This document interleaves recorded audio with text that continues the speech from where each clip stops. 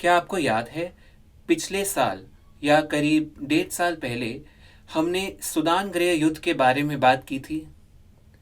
आप जानते हैं कि युद्ध रैपिड सपोर्ट फोर्सेस आरएसएफ और सूडान सेना के बीच था। यदि आप वीडियो देखने से चूक गए हैं तो नीचे दिए गए लिंक पर क्लिक करें।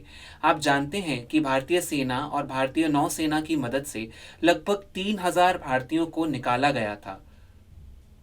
वीडियो जरूर देखें।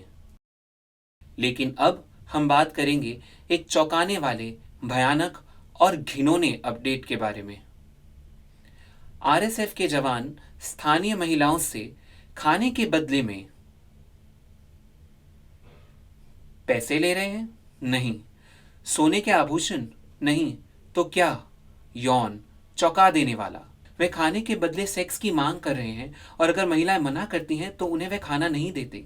हे भगवान, महिलाएं पीड़ित हैं और उन्हें समझ नहीं आ रहा कि वे किसे बताएं। सूडान से देश छोड़कर भागने वाली करीब 24 महिलाओं को भी ऐसा ही अनुभव हुआ है। जब अंतर्राष्ट्रीय पत्रकारों ने उनसे सवाल किया तो उन्होंने कहा कि आरएसएफ के सैनिक उन कारखानों के बाहर खड़े रहते हैं जहां भोजन का भंडार होता है। जब सूडानी महिलाएं खाना मांगती हैं तो आरएसएफ के जवान उनसे कहते हैं कि खाने के बदले वह उनके साथ यौन करें। महिलाओं के पास कोई अन्य विकल्प नहीं है और वह सेक्स करने के लिए सहमत हो जाती हैं। महिलाओं को लाइन में खड़ा कर अपनी बारी का इंतजार कराया जाता है। वे चुप रहने के लिए मजबूर हैं क्योंकि बदले में उन्हें अपने बूढ़े माता पिता और बच्चों परिवार का पेट भरने के लिए भोजन मिलता है। आरएसएफ के सैनिक अपनी पसंदीदा महिला को चुनते हैं और कई सैनिक उसके साथ यौन संबंध बनाते हैं। उनके पास किसी को भी चुनने की शक्ति है। महिलाओं को बहुत कष्ट होता है। ऐसे और भी उदाहरण हैं जब सैनिक सेक्स की मांग करते हैं। युद्ध के कारण बहुत से वंचित घर हैं जिनमें फ्रिज, टीवी, मिक्सर आदि जैसी कीमती वस्तुएं अभी भी हैं। इन घरों में कोई नहीं रहता क्योंकि परिवार भाग गया है। महिलाएं ऐसे घरों से कीमती सामान लूटकर बाजार में पैसों के लिए बेच देती हैं। आरएसएफ के सैनिक इसके बारे में जानते हैं और इन घरों के रास्ते को अवरोध कर देते हैं। जब महिलाएं इन घरों को लूटने जाती हैं तो सैनिक घर में घुसने की इजाजत के बदले सेक्स की मांग करते हैं। महिलाएं पीड़ित हैं क्योंकि उनके पास कोई विकल्प नहीं है और वे अस्वीकार नहीं कर सकती। युद्ध के कारण कोई नौकरी नहीं है, वे और कहाँ जाएं? महिलाएं हार मान लेती हैं और इन घरों में यौन संबंध बनाती हैं, जिसके बाद उन्हें घर लूटने की अनुमति दे दी जाती है।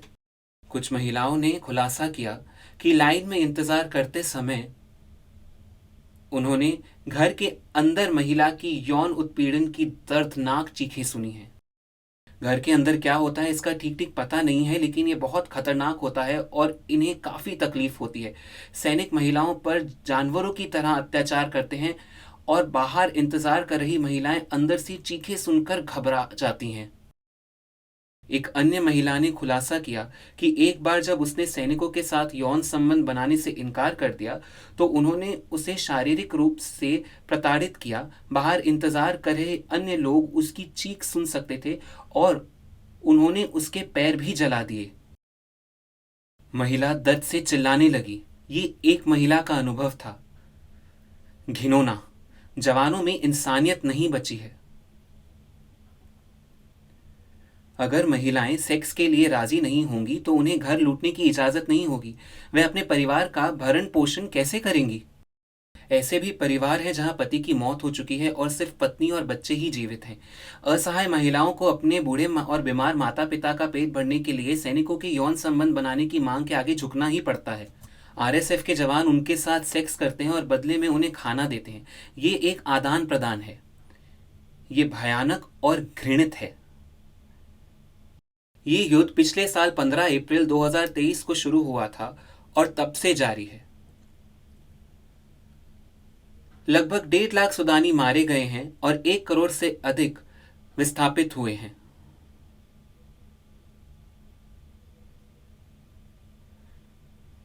एक करोड़! वाह! लोग इस बात से हैरान हैं कि आखिर संयुक्त राष्ट्र शांत क्यों है और इसकी मदद क्यों नहीं कर रहा। कई सूत्रों के अनुसार संयुक्त राष्ट्र हस्तक्षेप नहीं कर सकता क्योंकि सूडान में युद्ध एक गृह युद्ध है, जिसका अर्थ है राष्ट्र के भीतर युद्ध। ये आंतरिक मामला है। यदि सूडान किसी अन्य देश के साथ युद्ध में होता तो संयुक्त राष्ट्र हस्तक्षेप करता।